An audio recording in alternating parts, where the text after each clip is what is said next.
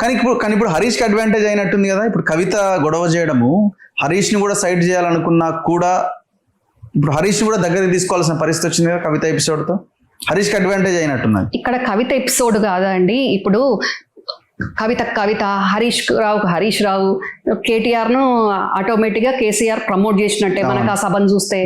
కానీ క్యాడర్ గందరగోళంలో ఉంది కదా ఈ రోజు. టీఆర్ఎస్ నుంచి బీఆర్ఎస్ వరకు ఉన్న క్యాడర్ అందరినీ కూడా వాళ్ళు కవితను ఫాలో కావాలన్నా, కేటీఆర్ ను ఫాలో కావాలన్నా, హరీష్ ను ఫాలో, ఒకరిని ఫాలో అయితే ఇంకొకరు యాక్సెప్ట్ చేస్తలేరు, కోపాలకు వస్తున్నారు. సో అందుకని పార్టీ గందరగోళంలో ఉంది కదా.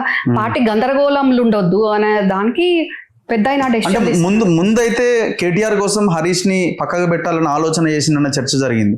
ఎందుకంటే హరీష్ ఉన్నంత కాలం కేటీఆర్ కి ఎలివేషన్ దొరకలేదు, తన వైపు జనాలు అట్రాక్ట్ అవ్వట్లేదు అన్న ఒక దాంట్లో భాగంగా కొడుకు ప్రొజెక్ట్ కావాలని అంటే హరీష్ ని సైడ్ చేయాలి, ఇదే రైట్ టైం అని కేసీఆర్ భావించినట్టు నెల కింద చర్చ జరిగింది.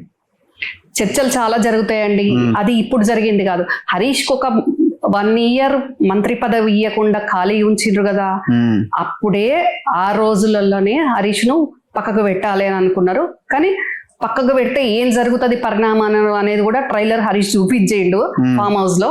సో అందుకని ఫామ్ హౌస్ లో అప్పుడు మా హరీష్ కు 1 year మంత్రి పదవి ఇయ్యనప్పుడు, మరి మీరు నాకు ఇంత చేస్తే కూడా నీ బిడ్డకు నీ కొడుకు ప్రమోట్ చేసుకుంటా, మరి నాకెందుకు చేయట్లేదు, చేయకుంటే ఇది ఉంటది అని కేసీఆర్ కు చూపించండు. ఆయన కూడా చూపించాల్సింది చూపించేండు ఆధారాలన్నీ.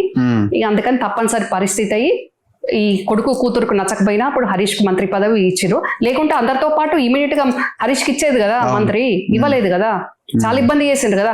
కనీసం మంత్రి పదవి ఇవ్వలేదు. ఇంటి మేనల్లుడు మినిస్టర్ క్వార్టర్ కూడా, ఇప్పుడు మా శ్రీధర్ బాబు ఉండే క్వార్టర్, ఆ క్వార్టర్ ను ఇమీడియట్ గా ఖాళీ చేయమని మెడల్ బట్టి నూగినట్టు చేసిండ్రు. చేస్తే అసలు ఒక 100 ఇండ్లు వెతికిండు ఆయన. 100 ఇండ్లు వెతుకుతే కూడా హరీష్ రావు అనేసరికి రెంట్కి ఎవడు ఇవ్వలేదు. అంటే హరీష్ రావు చెడ్డోడని కాదు, ఒక పొలిటీషియన్ కేసీఆర్ ఇబ్బంది పెడతాడు అనే ఆలోచన. పొలిటీషియన్స్ కి ఇస్తే మళ్ళా రెంట్ ఇస్తారో ఇయ్యరో, ఇంట్లోకి వెళ్ళిపోతారో పోరో అన్న భయం కూడా ఉంటది కదా.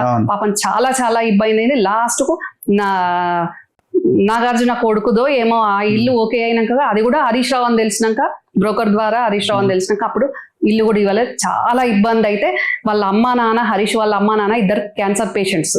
వాళ్ళు కొండాపూర్ లో వసంత్ సిటీ అని ఫస్ట్ హరీష్ చిన్న విల్లా ఉంటుండే, అందులో వాళ్ళ అమ్మా నాన్న ఉంటే ఇంకా తప్పనిసరి పరిస్థితిలో వాళ్ళ అమ్మా నాన్న మరి ఎక్కడ ఎవరికి ఇల్లు ఇస్తలేరు కదా అని వాళ్ళు కొంపల్లికి షిఫ్ట్ అయిపోయి ఆ ఇంట్లో మళ్ళా హరీష్ ఆ చిన్న ఇంట్లో బ్యాక్ టు ఆ ఇంటికి వచ్చేసి గెలిచిన తర్వాత ఇది జరిగింది. ఆ ఇంట్లో వచ్చి ఉన్నాక ఇంకా మినిస్టర్ ఇచ్చినాక కూడా హరీష్ మినిస్టర్ క్వార్టర్ కి వెళ్ళలేదు. వెళ్ళకుండా ఇప్పుడు నాకు కోకాపేటలో ఆ విల్లాలో రెంట్ క్రీన్స్ లో ఉంటున్నాడు ఇప్పుడు. ఇంత జరిగింది. సో ఆనాడు మరి కేసీఆర్ ఎట్లా తలొగ్గిండు, ఏం చెప్పిండు హరీష్ రావు? బెదిరించిండేమో, వార్నింగ్ ఇచ్చిండేమో. ఇక అన్ని ఇప్పుడు నేను చెప్పడానికి ఉండదు కదండి, చెప్పాల్సి వచ్చినప్పుడు ఎవరిదైనా చెప్తా. కానీ చాలా జరిగింది ఇంటర్నల్ గా, చాలా చాలా ఫైట్స్ నడిచినాయి. ఏం లేదు అసలు, ఒక్క కేసీఆర్ ఉంటే ఈ గొడవే ఉండకపోతుండే. హరీష్ ను ఇప్పుడు ఇంటి పార్టీ అన్నప్పుడు వేరే పార్టీలో మనం పనిచేస్తే పిఎనో ఎవరినో పెట్టుకుంటాం. ఇంటి పార్టీ అయ్యేసరికి ఇంటి మేనల్లుడు కొంచెం హరీష్ ఫైనాన్షియల్ గా కూడా వీక్ ఉన్నాడు, కొంచెం యాక్టివ్గా ఉన్నాడు.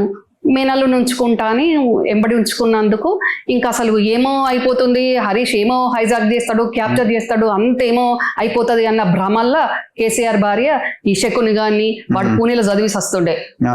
వాడు చదువులేదు పాడలేదు కానీ ఏదో అట్లా డొనేషన్ మీద అక్కడ వాడు ఉండే, నా పేరుకు చదువుకుంటుండ్రు అన్నట్టు. వాడిని తీసుకొచ్చి ఇక మమ్మల్ని హ్యూమిలేట్ చేయించడం, ఇబ్బంది పెట్టడం, నానా యాగి చేసిండ్రు. ఇక కొంచెం హరీష్ కోపిక ఎక్కువ కాబట్టి పడి ఉన్నాడు అక్కడ. ఇంకా నేను ఫస్ట్ నుంచి అది చూసిన దాన్ని, పుట్టుడే నేను మంచిగా పుట్టిన దాన్ని కాబట్టి వాడికి నేను భయపడకుండా నేను నిజాలు మాట్లాడే